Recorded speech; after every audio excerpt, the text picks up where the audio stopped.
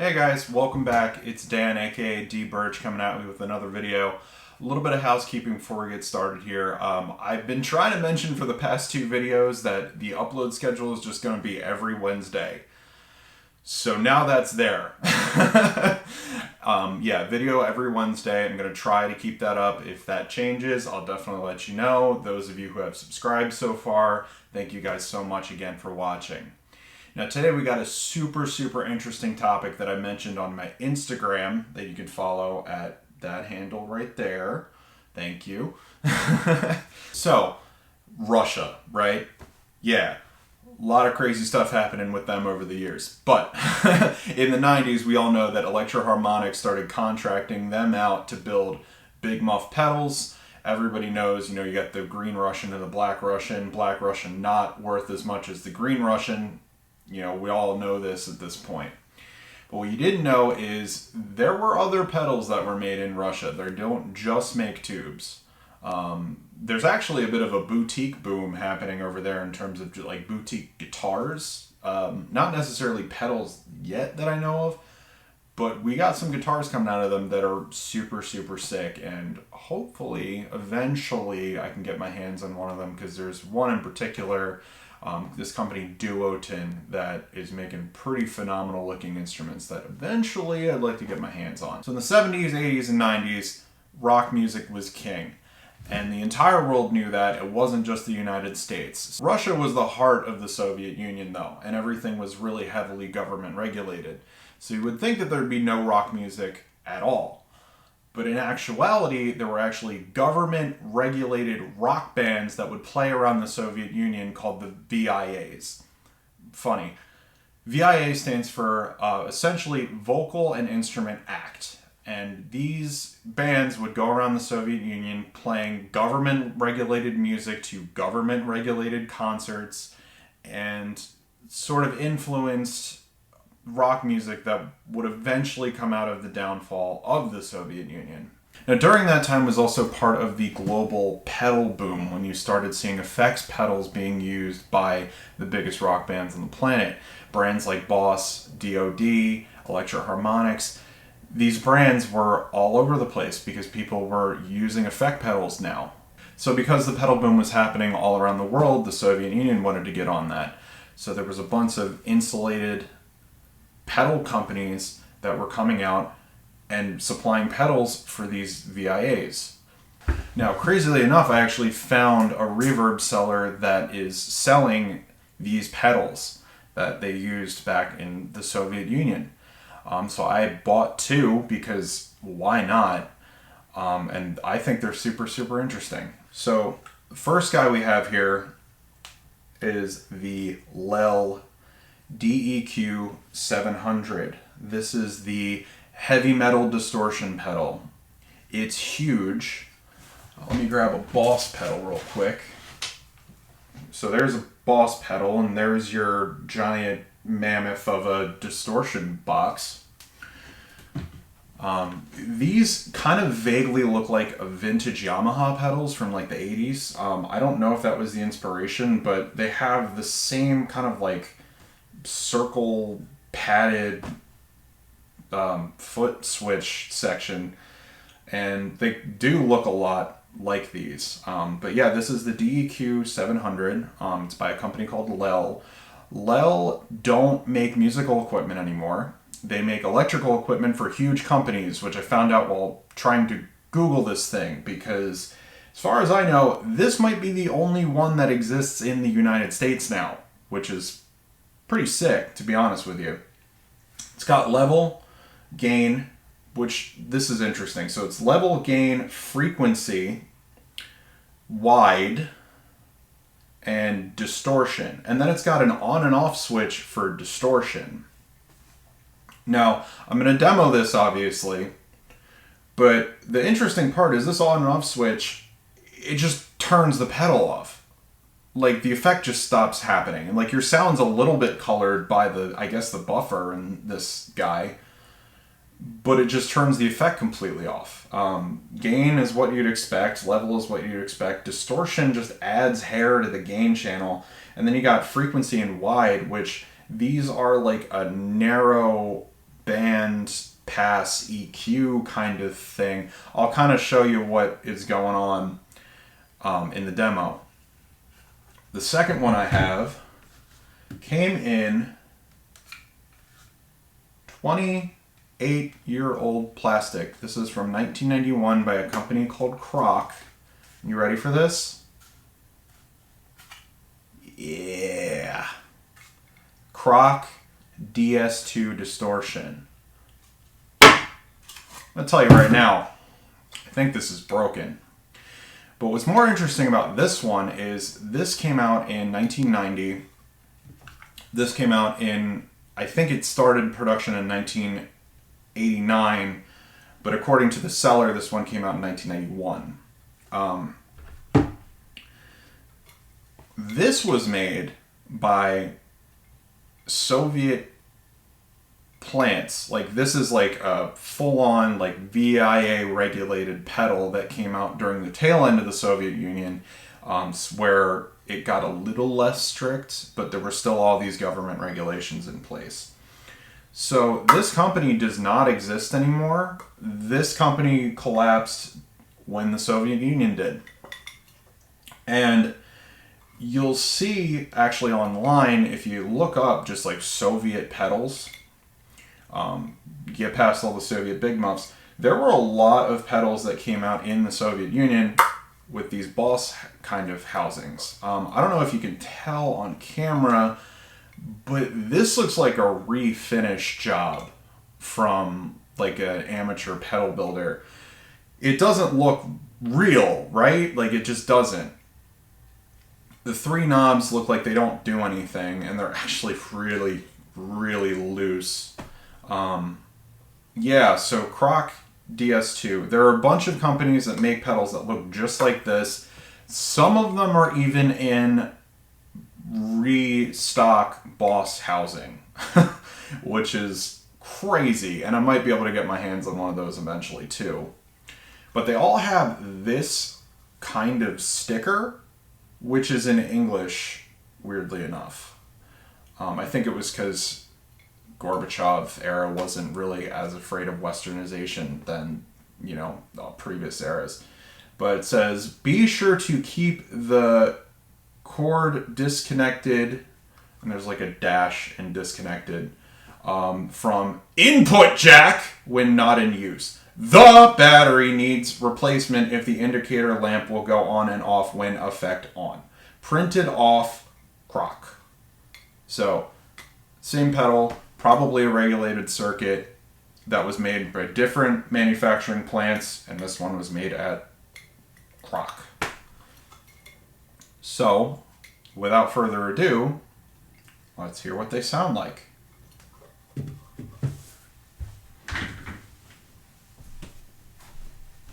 Hey, so before I get started, I just wanted to point out one thing, actually. It looks cheap, but it doesn't feel cheap. Like, that kind of almost feels like a soft touch switch. But then you got these jacks that are absolutely plastic, but they have the metal, you know, around them. Really, really weird. I have pictures of inside the circuit that I'm probably going to drop right here. Why not? Yeah, weird, right? And this guy, plastic jacks, but the plastic feels a lot more solid. The metal is definitely a lot more solid. Like, this is a weighty pedal. The switch isn't as nice as the Crock, which is super weird. Yeah, so yeah, let's go hear them. Okay, so first thing I noticed out of my PV Classic 50, I'm already hearing like buzzing that I don't normally hear. I'm playing out of my Fender Player Telly, which I haven't featured in any video, so here you go. Fender Player Telly. I'm hearing a lot more buzzing than I normally do, and if you listen to it,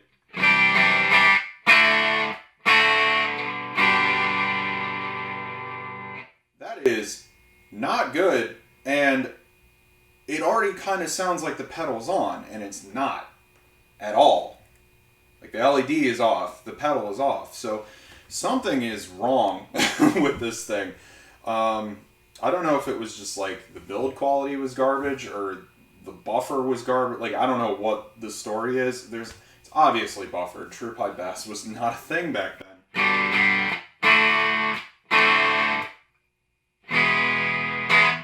Like, I'm hearing some FM radio vibes.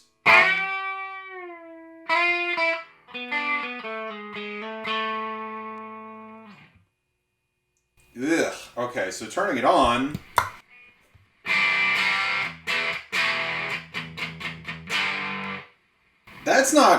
That doesn't sound good.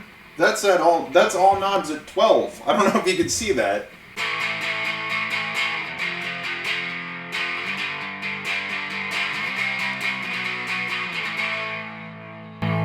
It's a lot quieter now, which is weird because off, it's making my signal a little bit louder than I normally have it.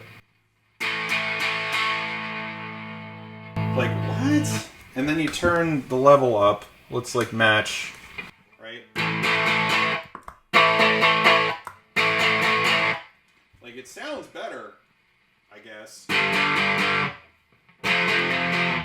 Like, I guess this is your kind of op-ampy DS1 style thing. It's just so weird to me. If I turn the dirt off, just dist.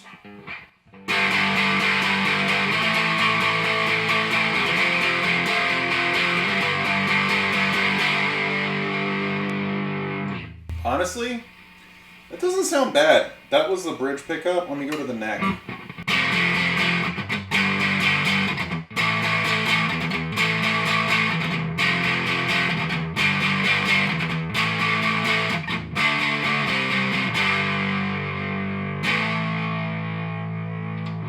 It's not terrible.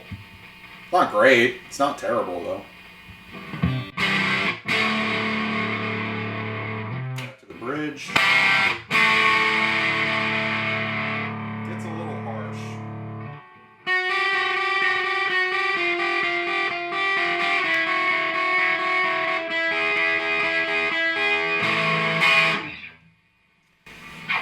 Well, maybe let's roll the tone back or something.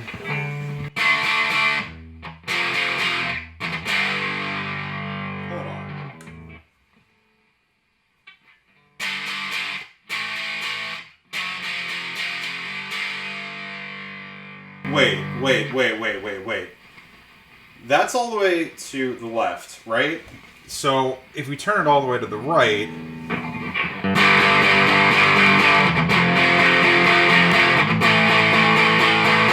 that is so much better. What is this? Like...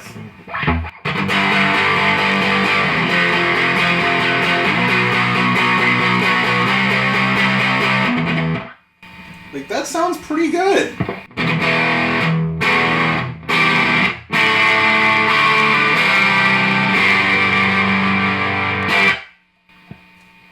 Huh. That's what the tone knob all the way up. It just gives it, like, the balls it needs. But if you turn the tone all the way down... Not only does the volume drop, it just becomes a fizz box.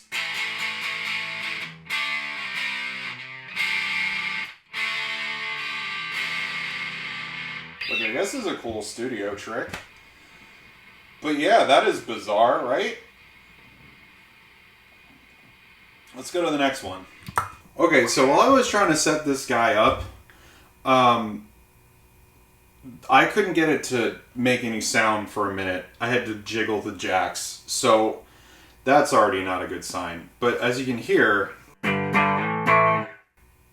it's a lot less noisy than the original. Not the original, the Crock. So that's a good sign. The whole sound not working is not a good sign. Let's turn it on. So The switch feels like it's gonna just break at any second. Like, it feels... The switch feels cheap. The pedal itself does not.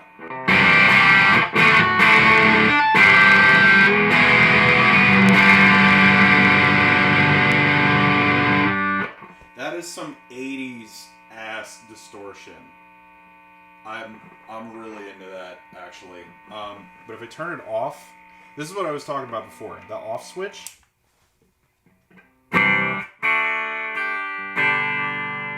It just turns the effect off completely and colors the sound a little bit. If I turn the gain up, like it does a little bit, but...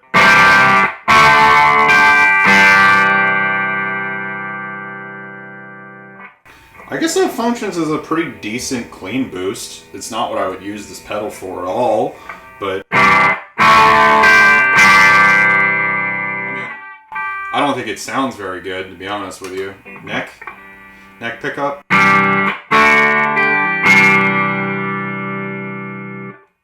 Yeah, I don't know. I wouldn't use it like that.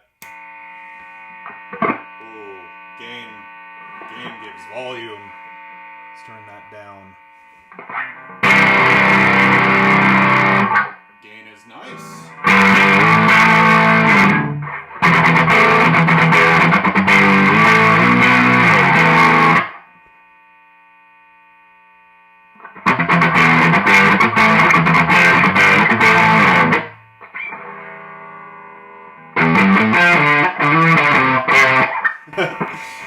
That's nice. That's a nice sound. That is like a Van Halen kind of... That kind of thing.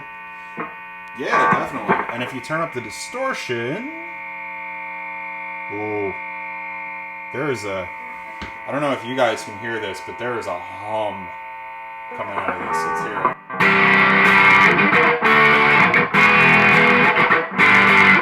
Kind of... It saturates it in a really nice way.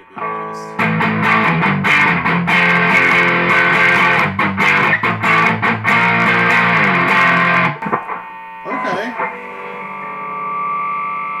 So if I turn the frequency, definitely it's absolutely a bandpass thing. And then wide, I'm guessing.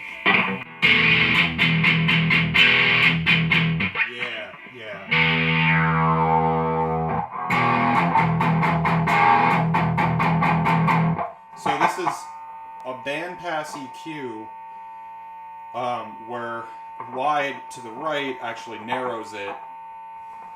So let's go all the way down. Oh.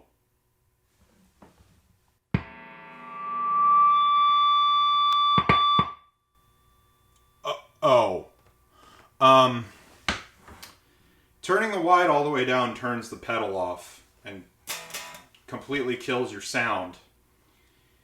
So there's that.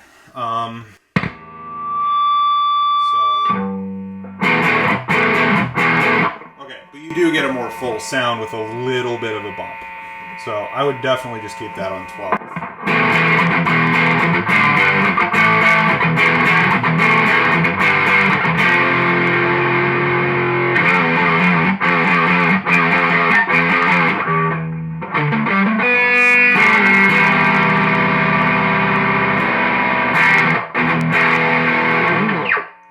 Definitely just keep the frequency at 12, I guess, for a usable sound.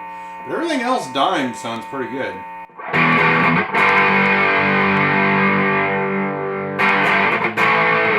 Cleans up nicely, not great, but I like a little bit more hair on my sound, so... That doesn't sound too good. Yeah, this is like minimum volume.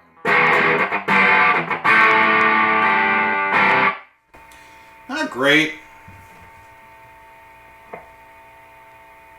But, I mean, alright.